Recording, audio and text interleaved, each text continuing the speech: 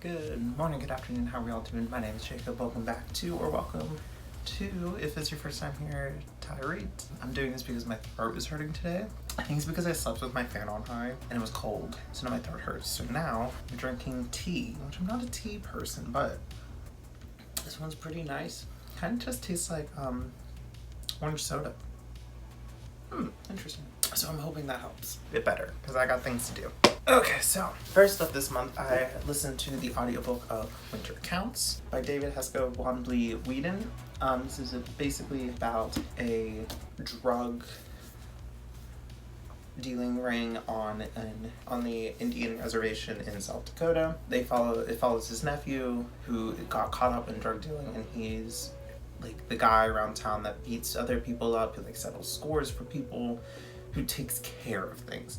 So we follow along them. I enjoyed this. It's just like another like crime drug story plot that I've seen before, but I enjoyed the learning about the indigenous culture and their art and their food, and because there's a great deal of talk of food about that in this, but I quite enjoyed this. So I gave this, I believe, 3 stars. Let me double check. Yep, gave this 3 stars. The audiobook was good. I enjoyed the narrator, so that was a plus.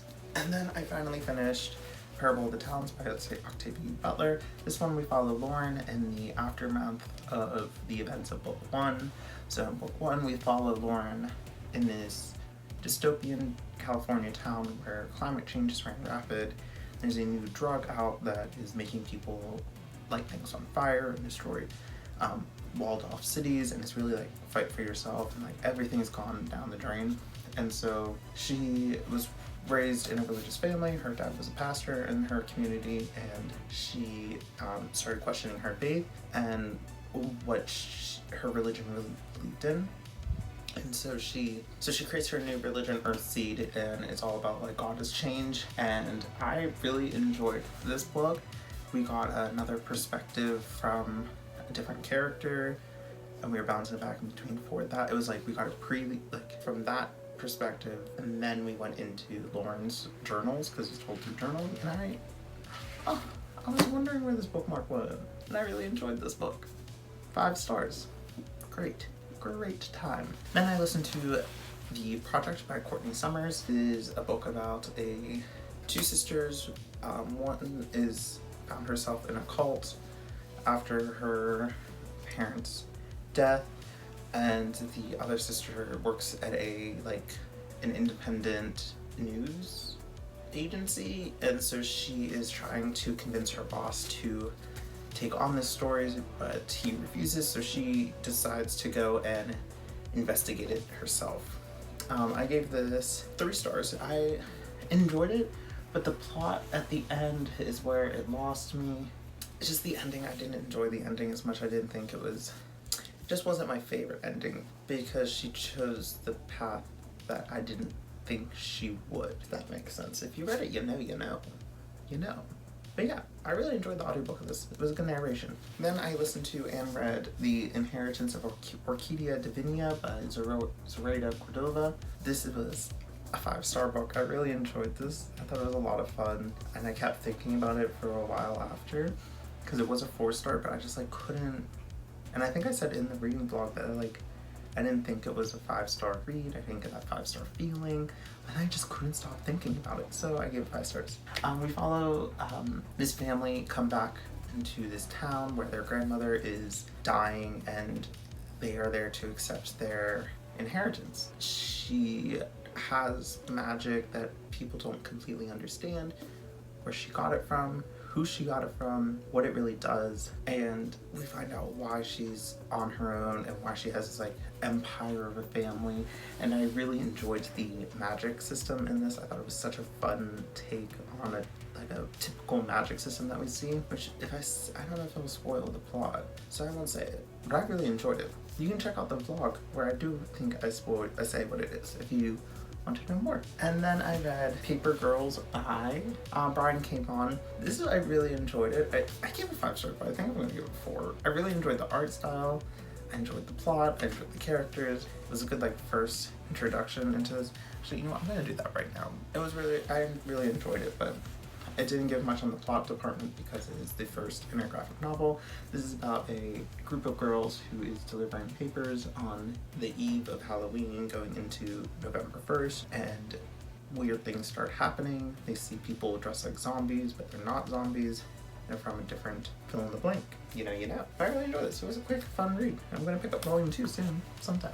Then I finally read Ace of Spades by Farida Eyumidi after like 3 months of saying I was gonna read it, and I really enjoyed this. I gave it 5 stars. The audiobook was fantastic. I love the 2 narrators. This made me feel all the feels, all the emotions. You ran the gambit of emotions. So I'm really happy I finally read this.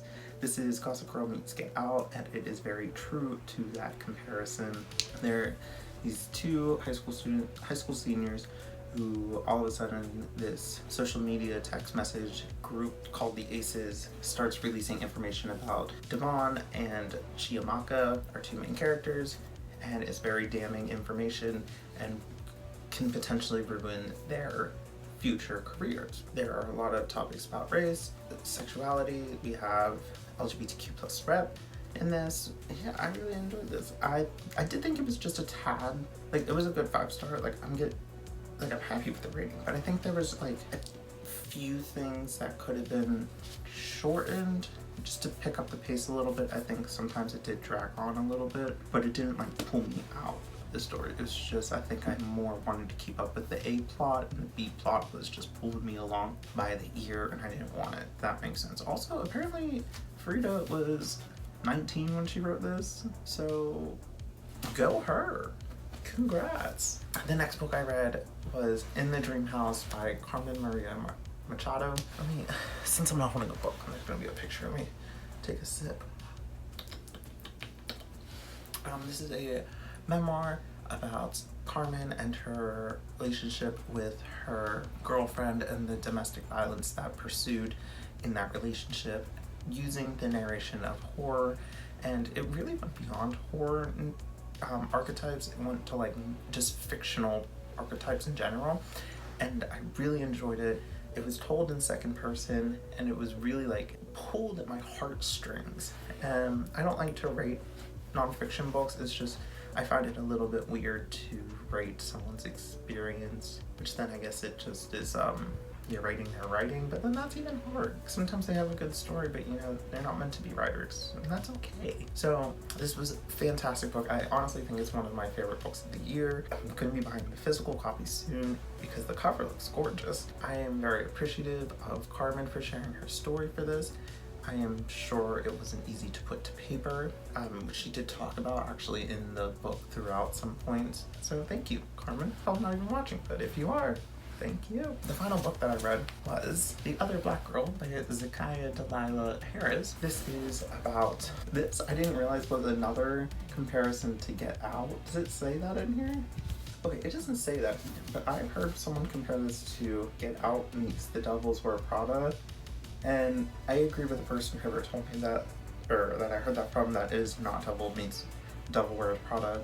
It is truly a Get Out scenario. So if you've seen that film and you enjoyed that, I'd recommend this. We follow our main character, Nella, who works at a publishing agency, and it's like an elite publishing agency. She's the only black person in the office, and she's been there for 2 years now, and all of a sudden a new black girl has walked into the office and is getting a little too buddy-buddy with our girl Nella. Then one day she finds an envelope that says Leave Wagner Now, the publishing company, and she thinks it's the other black girl, which is, what's her name? Hazel.